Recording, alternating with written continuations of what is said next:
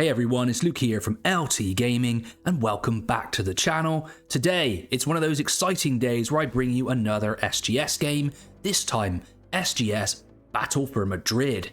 So I welcome all strategy enthusiasts to a new entry in the SGS Battle series. In fact, this is the second one after Battle for Stalingrad. Get ready for intense skirmishes set in a small but fiercely contested map. The scale of the SGS Battle series is more grand tactical than grand strategy, so the conflicts end up being far more focused and very intense. This would differ from, say, their last entry, We the People, which focused on the American Revolution and is far more strategic in scale.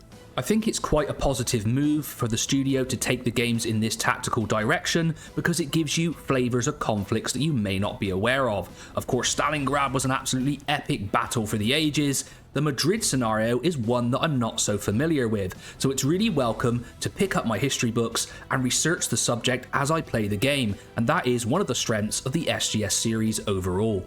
In fact, when I recently spoke to Philippe about his games and the studio, we went on a tangent around the Higher Safari and the historical context, so a truly interesting man and a very interesting set of games. So at this stage, we've covered so many SGS games on the channel, you know what I like about them. They have a very smooth UI compared to a lot of the older war games, and they run really well on most systems.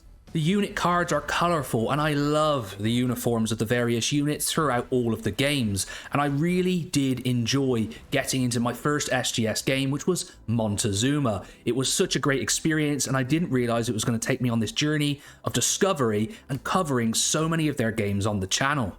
The gameplay always covers topics that I'm interested in, and it has certainly got me into conflicts that I didn't know about. Higher Safari, I'm looking at you again. I enjoy the gameplay both in the tactical games and the more strategic ones, and of course they took the engine from wars across the world and adapted it. If you don't know that particular game, I'll leave a link in the description. It does a lot of conflicts quite well, but on a bit of a smaller scale than the SGS series.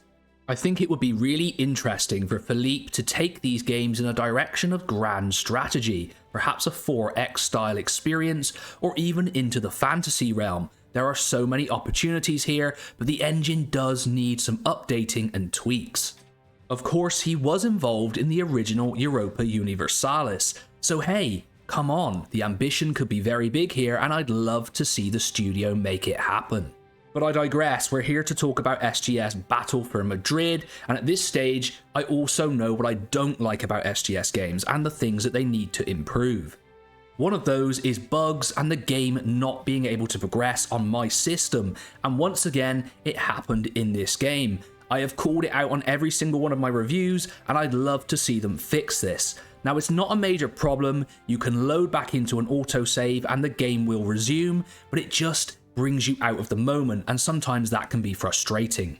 So overall, it's very hard for me to review this title with everybody knowing that I'm very high on the series and I really enjoy their strategy games, but I will say, if you're looking to buy this one, you need to think about scale. Are you looking for a big strategy experience, or are you more happy playing out the tactical battles like Madrid and Stalingrad?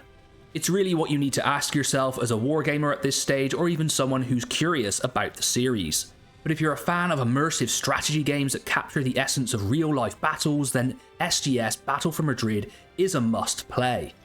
These tactical battles are definitely more laser-focused, and every decision you make can be a turning point in the fight for victory.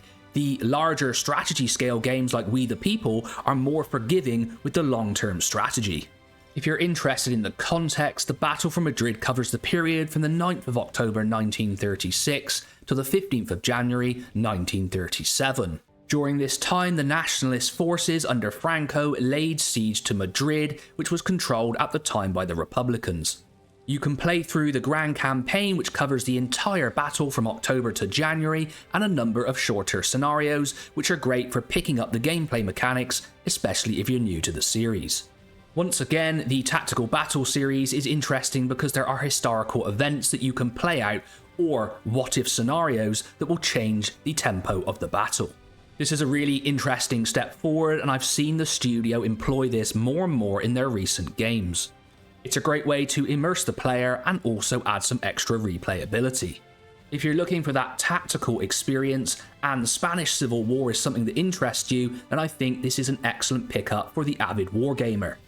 If you're looking for more information on the SGS series and their mechanics, or you're just simply interested in war games, make sure to check out my other reviews on the channel. Would I recommend this game in the series? Yes, I do think it's a very interesting scenario and has the high quality SGS experience overall.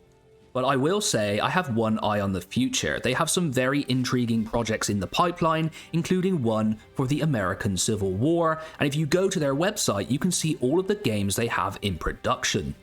So there we go, LT gamers, another SGS title on the channel. I think in the future I may mix these up. You know I like the mechanics and you know I'm high on the series, so maybe I'll do some playthroughs of the future titles that come my way. Let me know what you think in the comments below.